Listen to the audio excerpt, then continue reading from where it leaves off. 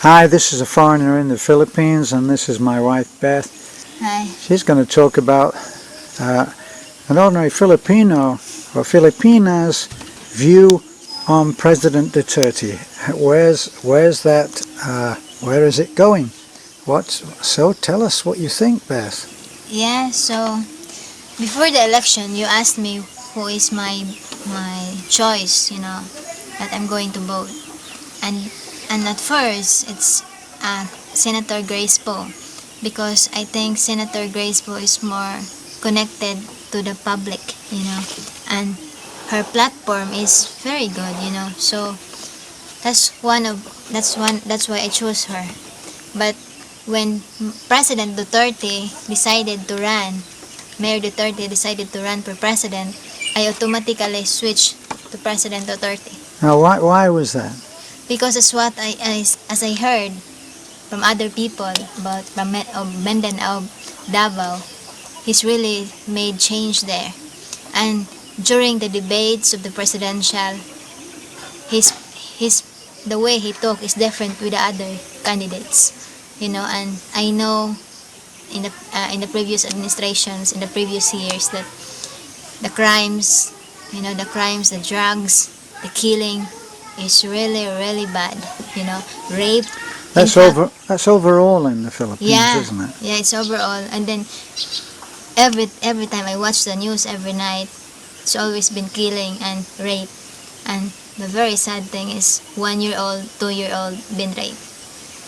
So it's very sad that why is it you cannot be able to walk, you cannot be able to lift your children down the streets, because if you leave them, they've been raped, they've been killed, So it's very sad.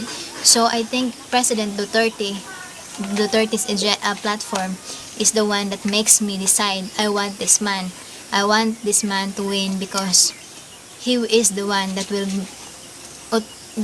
make difference, that will make the real change that this country needs. And then I remember the quotations of Senator Cayetano. Who should gonna choose? The president, that there's still a crime, but the innocent is the one who been killed, or you choose the president, still there's killing, but the one who killed is the criminal. So you need to choose, and we all know that in every change there are always the pros and cons. So when we used to watch the news prior to President Duterte, the killings and rapes and all those horrendous crimes that they used to manage always to find something to report on Yeah. that, they seemed to be drug related, didn't they? Yeah, it's drug related, and even they killed their mother, they killed their grandmother, their brother, their sister, But now there's still some news about killing, but it's not bad as before, or it's bad because or in the other side, there's still a lot of killing, but according to the news, they're drug addicts. I still feel bad because everyone is entitled for due process. Everyone needs a second chance. Deserve a second chance for changing their lives. It's just sad that they've been ending up on that. But we all know that in every consequences that we do in our lives, if we do bad things, it will end up bad things. So you need to change. So when President Duterte started his war on drugs, Yeah. then what he did was he offered people to be able to come in. If they turned themselves in and just said that they had been using drugs, they would get help and not to be prosecuted. Yeah, that's what they call the program is Oplan Tukhang. The police has a surveillance, for example, on that particular area. They know who are the drug addicts, who are the users, who are the pushers. And then once they verify what's the real, they're going to go to that certain house, and they're gonna ask that person to surrender, for rehabilitation. But based on the news, there are some people that was been killed because according to the policeman, those drug addicts have guns, tried to fight for them. But if you would if you ask the other side, the family, the family of that person that been killed, decide that it's not true. They're just sleeping, and then the police are trying to kill them. We don't know what's the real truth, but let's just hope that the justice will always be prevailed. So, because everyone deserve a due process. Even they are drug addicts, even they are users, even they are pushers, still they are human. So, how do you feel about the approaches to China that the president has been making? I as far as it's on my opinion, okay. Based on my own understanding about the issues, it's as far as I heard about the news, majority of the drug lords are Chinese. So it's just sad that Mayor Duterte goes to China, because the primary of his administration is to stop drugs, but it just happened that he connive, or what do you call that, Han?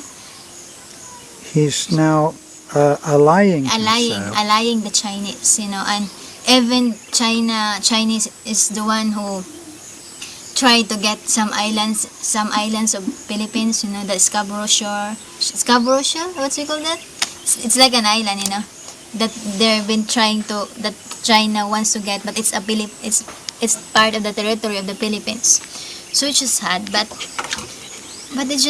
we just hope that Mayor Duterte will be guided, and which President Duterte, I mean, and we're just hope and praying that at the end of what his decision is, the beneficiaries is all Filipinos, not just on the top rank of the Filipino, which is the category A, which is belong to the rich person, some businessmen, but also lower down, to those people who is in the grassroots community. And for when it comes to the American is a big part of the Philippines. Everyone in the Philippines wants to go to the American, to the promise, to the American land. What do you call that, Han? The American dream? American dream, yeah. Everyone wants to go to that American dream. And as far as I heard in the news, during the Typhoon Yolanda, American is not the top, but one of the highest contributor to help the typhoon, to those victims of the Typhoon Yolanda. And China is in the bottom, portion in the bottom area. So, we don't know where's that Duterte and President Duterte go whether he's go to China or he go back to the American. But let's just hope and pray that he will be guided, that whatever his decision is, the welfare of the Filipino peoples will always be on the top of the priority. So that's how I view it. I vote for President Duterte because I saw that this country need a change, and I know that in just a few months that he's been in being a president, there already been change that we experience. People now are not afraid to walk.